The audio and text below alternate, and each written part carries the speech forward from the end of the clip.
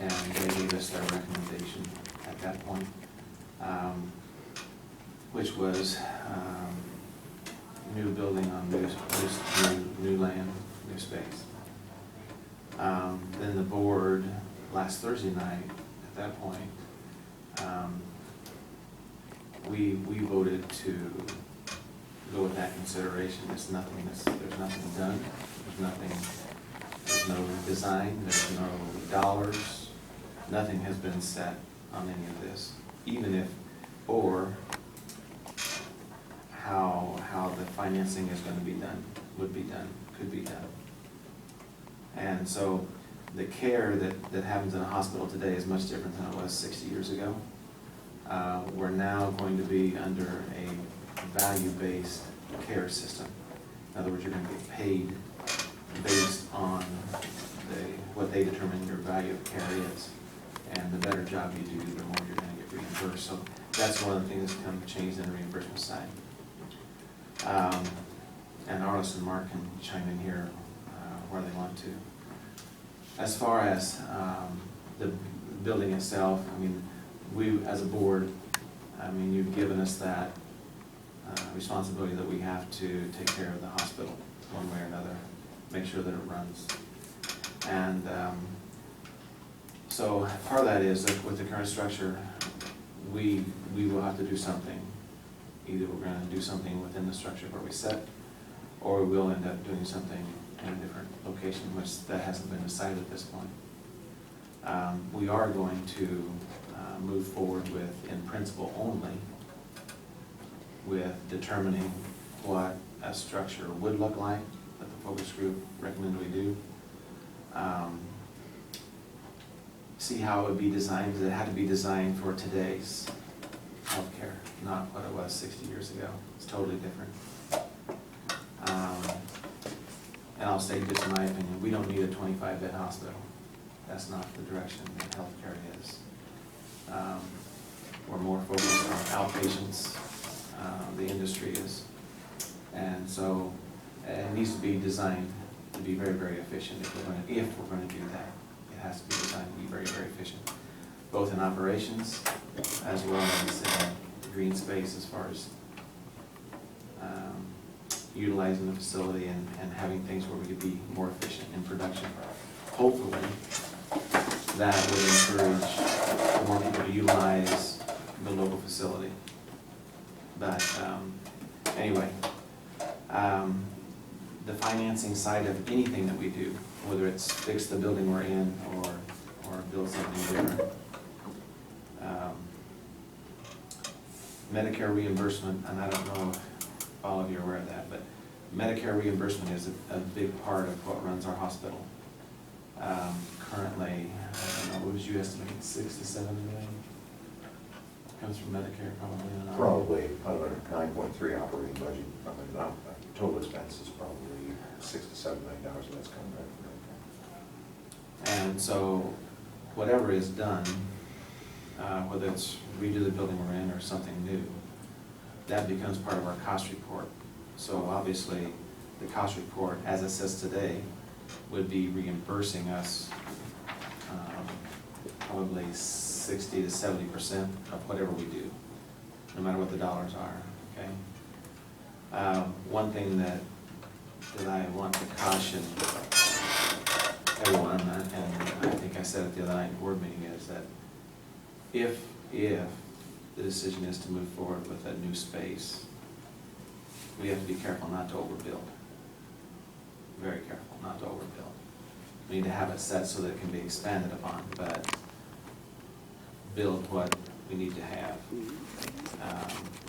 And so that's something that we'll start the process with now, is looking at what we need for rooms, what do we need space for outpatient, what do we need space for physical therapy. Physical therapy is a huge part of our system now, getting bigger all the time. In fact, they've outgrown the space that they're in currently. So that's part of the process. So for the financing side, Medicare reimbursement is part. if we need dollars that have to come through taxpayer, whether that's mill levy or whatever else, we'll have to present that to the county if that's what's needed. We will also do a capital campaign to see what we can do there. We don't know what can happen from individuals or other foundations in the area. And we also just formed, are in the process of finishing that, and I'll let Mark address that because he's part of that group. We've now formed a foundation for the hospital. Maybe you want to address that. Yeah, we had a hospital foundation. There was one here some time ago, but it stopped issuing tax returns in the early 2000s. So it kind of fell away to the side. So we decided that one of the things we need to do is reestablish the hospital foundation. So we're just going to basically start from scratch, build a new one. So I was elected by the board to be the incorporator of the foundation. So we're getting that process underway. We're going to seat a board and then begin the process of incorporation and tax exempt status and all that kind of stuff that you have to do. So the goal in the foundation, of course, is to elicit donations from the county, from folks in the county related to the hospital itself, either on one of two fronts, either for any sort of building or remodeling project that we might do, but also for the kinds of services that we might offer through the hospital. For example, there's a number of services that we don't currently offer that have been spoken of as things that people would like to see, but unfortunately, based on cost, it's simply too difficult for us to do. So it would be an opportunity for people to say, look, we need that in the county, we would like to put some money towards that kind of thing. The foundation would be the way to do that, because they can bring that money in through a tax exempt organization and bring that into a tax shelter, and they can see that kind of service brought up, even if it's, for the hospital itself, something that the hospital couldn't do because it's a loss leader sort of thing. So those are options in the foundation.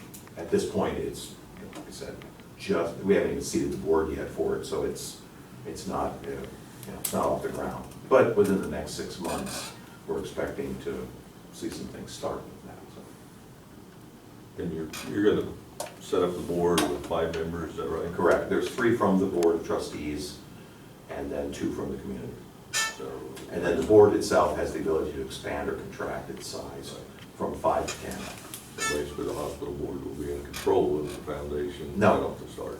They will not, no, the board won't. The board of trustees will not be in control of the foundation. So there's 3 of them versus 2 independent. Well, yes, but they could, but the foundation could change its size by going out and Right. seeking more community members if we felt that the board of trustees was having too much control over the foundation. It's what's called a child organization, in that the foundation board would be able to act independently of the board of trustees without needing the permission of the board of trustees to act. So if the board of trustees were to come to the foundation and say, look, we'd like to put money into this, the foundation board could say, well, we actually had that money set aside for something else. But that once it's seated, then it becomes an independent unit, and then that independent unit can decide, okay, we don't want the control of the trustees anymore, so what we're going to do is expand out and add more community members, so that it's no longer a majority of trustees. But you got to start somewhere, so this is just a start.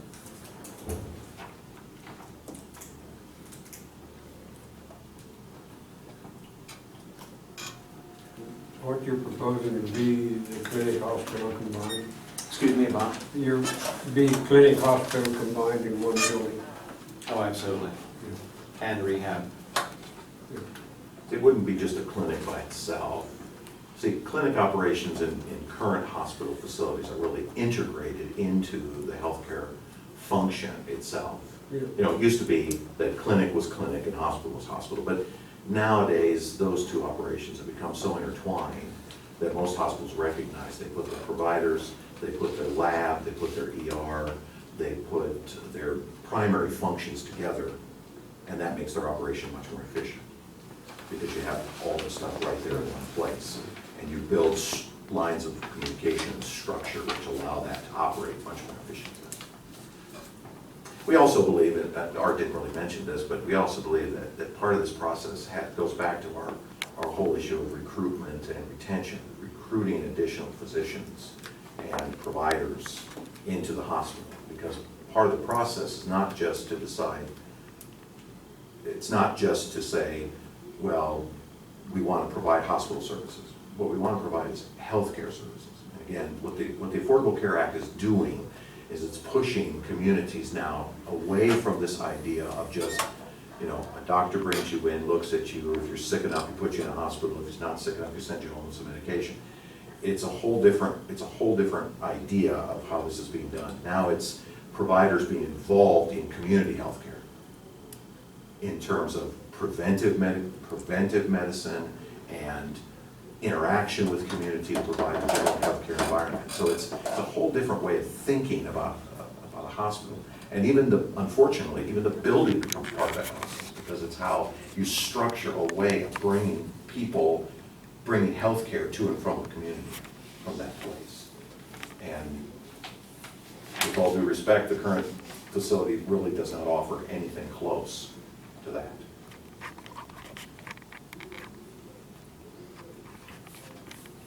So, okay, you're gonna proceed forward now then with what's your next step? You're gonna put cost analysis together on, are you gonna look at, they have recommended to you the new hospital. The focus group. Focus group. So you're gonna put cost analysis together on that. We'll have to start with, and we don't have the roadmap totally laid out, but we started that process, but the design of what we want to be efficient, then will come what kind of dollars represented by the design we have. Do we need to change the design? But I think it's crucial that we've been able to begin getting the foundation laid down, so for the hospital foundation, so that it's in place. We don't know what we can possibly get from the community or the county as far as people that want to commit to, if there is a facility built, are you willing to put into that facility dollars or whatever. So to get design and figure out the dollars that are on that design, what land costs may be for that property. That all has to come together before we can even come back to you and say, well, here's what we think we need to do. But until that could be 2-3 months. Right, but down the road. cost is not the only consideration. It is a consideration, it's not the only consideration. We have a tremendous amount of thinking to do in terms of what this would mean in terms of as I was mentioned a moment ago, but where do we want this facility to go in terms of what it's doing inside the county itself? What is this thing, okay?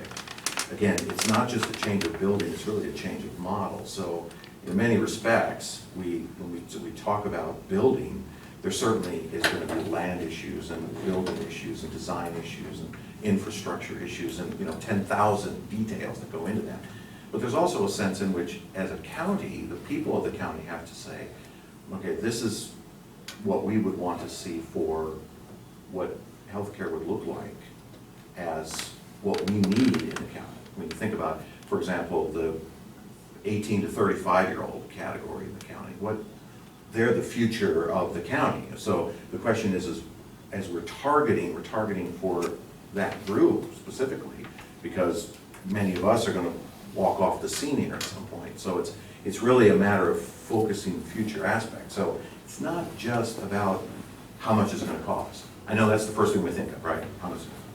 Well, yeah, it's going to cost money, but the question is how do we generate that? And we believe, looking at it, is that there's lots of different ways of thinking through that process. I mean, Art's mentioned a few of them. Medicare reimbursement is huge, of course, it's part of the process. But there's also foundation work that will be done. There's obviously county revenue that might be involved in the process. Again, all those decisions have to be thought out. I mean, even financing methodologies have to be looked at. How do we put together financing? What kind of, okay, do we go to the USDA, or do we go to a bond issue, or 10,000 different things that have to be addressed. So at this point, we have one thing, and that is an idea. That's what we have. So you bring in a consultant to help you with that? Absolutely. We've already looked at several. We had a meeting in July of several companies that would come in and talking to us about this process, looking at what it is that we can, what they offer in terms of services, how they would relate us to governmental organizations like USDA, Medicare, et cetera. How much those things will cost, because consultants cost money too. So we have to figure out, the best way to utilize those kinds of services. Now, we already have some consultants in place, the two that helped us put together the focus group out of Kearney and North Platte. They're already involved in the process, and they'll continue to be involved. Our own legal counsel, of course, is involved as well, using him to help us establish the foundation, establish the procedures, make sure that we're on the straight and narrow and all this sort of stuff, so. This is the little tip sticking out of the eye. This is the little tip of the iceberg sticking out of the water at this point. You talked quite a little bit about Medicare reimbursement, $9.3 million budget, 6 to 7 million is from that. Now, you're already receiving that, right? Correct. And even though we're receiving that, the hospital's still losing money, so how are we gonna end up with any money for debt service? The hospital's not It's losing misinformation to say the hospital's losing money. We have a cash flow operation. We are making we are under a cash flow model. We are continuing to maintain our cash for operations month over month, year over year. Only 1 year of the last 10 have we actually had a cash loss during the course of the year, which required us to move forward. At this particular point, by the way, in fiscal year 2014, we received only one operational support from the Board of Trustees. At this point, in the checking account, I have 2 full years of monies from the county. The tax monies are still sitting in my account, the board account. So, I guess that brings up a point, when we first started these focus groups, and I guess I kind of take issue with some of your comments that right now you're saying you have money from the county, but during the focus group, you said, well, I want to do this myth, this hospital is not supported with county money. statistically speaking, within the context of what I said, statistically speaking, the amount of money that's provided by the county in taxpayer money is not significant enough to the operation of the hospital itself. If you remove that $340,000, the hospital would go on. It would continue. It is not providing enough statistically to keep the hospital in operation. In point of fact, Medicare is providing much more of that support, just by virtue of the clientele that we serve. So when you're saying, it's cash flow basis, these are direct reports from the hospital. Correct. And it's called a statement of profit and loss. That's correct. It is. Shows losses. That's it. Yes, it does, because it accounts for everything that accountant has to account for, which is including those non-cash costs that exist on the balance sheet. Depreciation, bad debt, and other kinds of non-revenue items that appear in an operation. If the hospital was losing money according to the bottom line that you see there, the hospital would have folded a decade ago. Because there's simply no way that, the old rule is you can't lose what you don't have. If the money didn't exist, if the hospital was losing it, where was it coming from that it was lost from? Thus, it would disappear. It would have to have folded long ago, long before I ever got on this board. That's for sure. But now we need to make capital improvements. And we did depreciate it, and I understand it's a non-cash, expense. Correct. And I guess the other point that does bring up, currently we under lease with GPHA, right? Correct. So if we attain the same thing on their 990s and we put their non-cash expenses in there, their bottom line looks really good. 2010, they made $650,000. 2011, $510,000. 2012, $609,000. So it looks like we're allowing them to make all kinds of money then under that same basis. On 27 hospitals. Right. On 27 hospitals, as a 501c3 nonprofit organization. That's right. Okay. So where are they putting that money? If they're a nonprofit organization, they have to be funneling that money back into their organization. Well, It's going back out, it's not going out to line the pockets of those that are running the companies, it's a nonprofit organization. It has to be going back into the organization. At some point, they've got a $5.2 million loan they've got to pay back, you know, that they took out in 2011. Right. Right. Which, where's that money coming from? The 23 hospitals. Right. You know. The fact of the matter is that Phillips County Hospital, like every other critical access hospital in Kansas, struggles with the cost reimbursement issue, how to operate a hospital within the constraints of what Medicare will and will not allow, given that 66% of our revenue comes from the federal government. They dictate the terms. We don't get to dictate the terms. GPHA doesn't get to dictate terms, let's put it that way. So we operate on the best method that we have available, and that's simply to operate the hospital within a cash flow model, which is how it works. You simply survive from month to month based on what the reimbursement structures are. Now, you were talking about changing, you know, not maybe having a 25-bed hospital. Correct. Is there any requirements by the critical access hospital designation? No, not to as that a end, number of no. beds? You can't have more than 25. Right. Can't have more than 25, but we're allowed to go smaller. Right. It is highly likely that an 8-bed facility would be much more efficient. Again, as I said, the Affordable Care Act is changing everything regarding healthcare in the United States, whether you like it or not, okay, whether you agree with it or not, it's going to change the way healthcare is going to work. And the fact is that the Affordable Care Act's primary goal is to reduce inpatient services as much as possible to facilitate outpatient services. That's fundamentally going to alter the way that every single hospital in the United States works. Whether we like it or not, it's coming. And as David's been telling us again and again and again and again, we have to start thinking as a value operation rather than a volume operation. We've been able to survive as a volume operation for a very long time, but that's not going to work anymore. Now you have to think of a value operation, because we're going to get reimbursed in the future, not on the basis of how many patients, but how well we did in providing those patients their services. And that's going to change the game dramatically. Because when a patient walks out of the hospital or a patient walks out of the clinic, how their service was provided to them is going to become the #1 aspect of whether or not we're going to get paid for that service. And the insurance companies are going to change to that, and Medicare's going to change to that, and they already are. How much do you think having a new hospital will help that? Well, we believe that we have to change the model, okay? So the bottom line is, we need a much more efficient structure and a much more efficient operation than what we have. A wide, laid-out 25-bed hospital with a detached clinic isn't going to get you there. Not even going to come close. It's not even going to come close. Not to mention the fact, as Art alluded to earlier, you're already looking at a facility that's got a whole lot of money that's got to go into it to even bring it up to spec, even to bring it up to minimum. You're looking at our consultants are guessing somewhere between $8 and $9 million of work they're going to have to do just to even keep the facility itself going the way it currently exists. That's 30 years of accumulated depreciation. So here we are.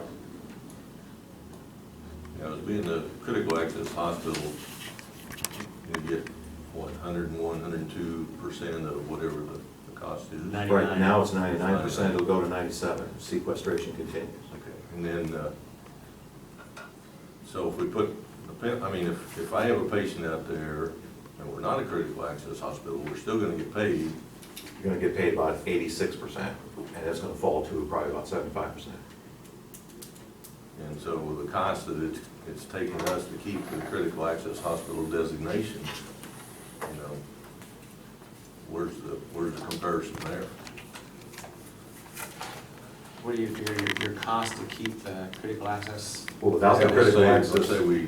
Well, without the critical keep- access we do not keep designation. the critical access. without the critical access designation, you're gonna lose about 25% of your revenue from Medicare right off the bat. The moment it disappears, it's 25% of the revenue divide. Right, but there's gonna be a certain number of expenses that we don't need if we're a non-critical access hospital. Like, what? Not fundamentally, no. Or Not, just very not much. significantly, no. I mean, right now, we have to man an emergency room 24/7. And we still would. Oh, yeah. That's not gonna change. We still have to man an emergency room, unless we wanted to delete an emergency room. Which is always a possibility, but in a small community, that's not necessarily a wise decision. Particularly when you have, especially when you have healthcare critical industry.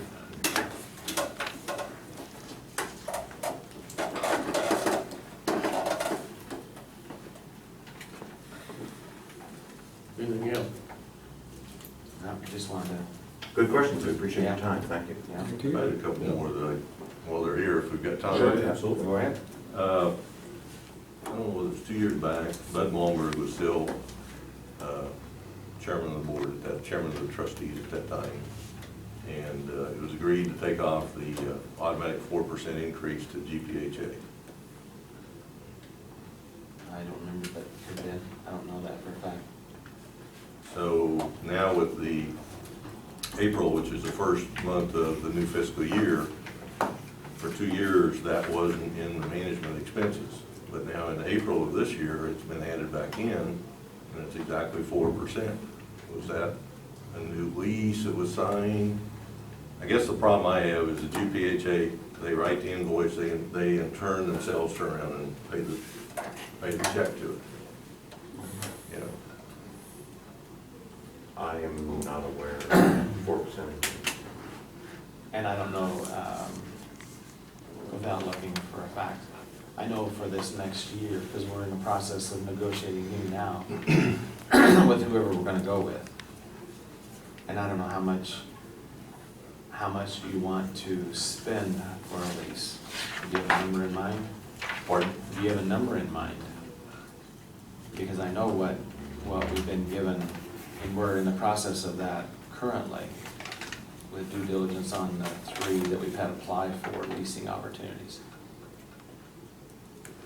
And we already know what one of those is. We don't know what the other one is for a fact yet. But I know what their cost is. And it's over $1 million. And they wanted to take 30% of the employees away and move them to Kansas City. So how much credibility we're gonna give that one in our, I don't know. That hasn't been said yet, but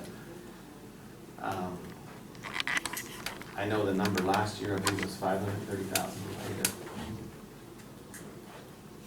and it's a combination of management, billing, and computer services. Yeah, that's all the pieces, all of them all together, okay? And so when people talk about, 4%, and we also have to make the decision, the dollars that we're paying them, are we getting it back in other forms? That's the key issue to keep in mind, is that we pay for those services to the tune of $500,000 or more a year, but we believe that we're getting value for that money. We're not just giving them $500,000 and then they're not getting anything back from it. They're running the hospital and maintaining that facility. They're doing the job of making healthcare available in the county. It's just like in any other business. You hire somebody to do something, and if you're not getting value for your dollar, I doubt that you'd keep that person as an employee for very long. That's exactly where I'm coming from, you know. Yeah.